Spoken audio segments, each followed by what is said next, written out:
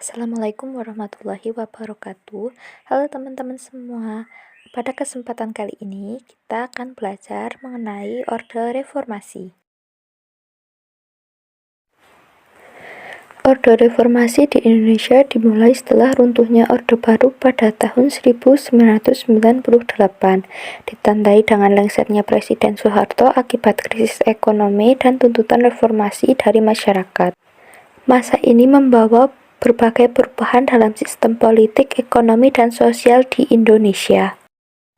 Latar belakang lahir Orde Reformasi. 1. Krisis ekonomi 1997, maraknya korupsi, kolusi, dan nepotisme, gerakan mahasiswa 1998, pelanggaran HAM, mundurnya Soeharto pada 21 Mei 1998. Krisis ekonomi.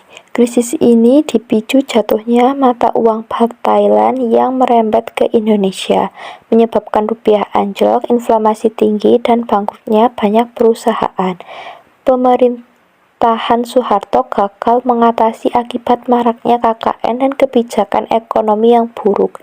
Kondisi ini memicu demokrasi besar yang akhirnya membuat Soeharto lengser pada Mei 1998 mengenai awal Orde Reformasi.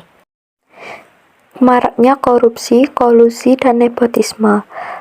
Pada masa Orde Baru, marak korupsi, kolusi, dan nepotisme meluas di pemerintahan dan bisnis, melibatkan pejabat serta keluarga dekat Soeharto. Praktik ini merusak ekonomi, menciptakan ketidakadilan, dan memicu ketidakpercayaan publik yang menjadi salah satu faktor runtuhnya Orde Baru. Gerakan Mahasiswa 1998. Gerakan Mahasiswa 1998 dipicu oleh krisis ekonomi dan pemerintahan otoriter. Mereka menggelar demonstrasi besar, menuntut reformasi politik, pemberantasan korupsi, kolusi, dan nepotisme, dan mundurnya Soeharto. Tekanan ini bersama dengan krisis ekonomi akhirnya mendorong Soeharto lengser dan membuka era Orde Reformasi. Pelanggaran HAM di era Orde Baru.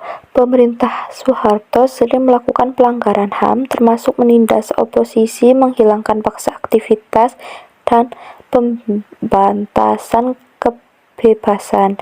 Kasus-kasus ini seperti penculikan aktivis, memicu kecaman internasional dan domestik, serta memperburuk citra pemerintahan, yang menjadi faktor utama gerakan reformasi 1998. Mundurnya Soeharto 21 Mei 1998. Pada 21 Mei 1998, Soeharto mengundurkan diri setelah tekanan dari mahasiswa, krisis ekonomi, dan ketidakpuasan masyarakat, mengakhiri Orde Baru dan membuka era reformasi. Setelah latar belakang tersebut, masuklah masa Orde Reformasi. Masa Orde Reformasi membawa berbagai kemajuan di berbagai bidang seperti respon atas kritik politik dan ekonomi yang terjadi pada akhir Orde Baru. Berikut adalah beberapa kemajuan yang signifikan. Demokrasi dan politik. Di masa Orde Reformasi, demokrasi politik sudah diterapkan dengan diadakannya pemilu pada tahun 1999. Kebebasan masyarakat untuk membentuk dan bergabung dalam partai politik, media dan publik bebas mengkritik pemerintahan, serta penerapan otonomi daerah.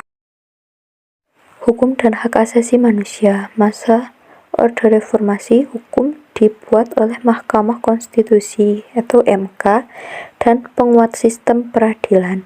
Berdirinya Komisi Pemberantasan Korupsi atau KPK dan upaya penegakan HAM dan kebebasan berpendapat.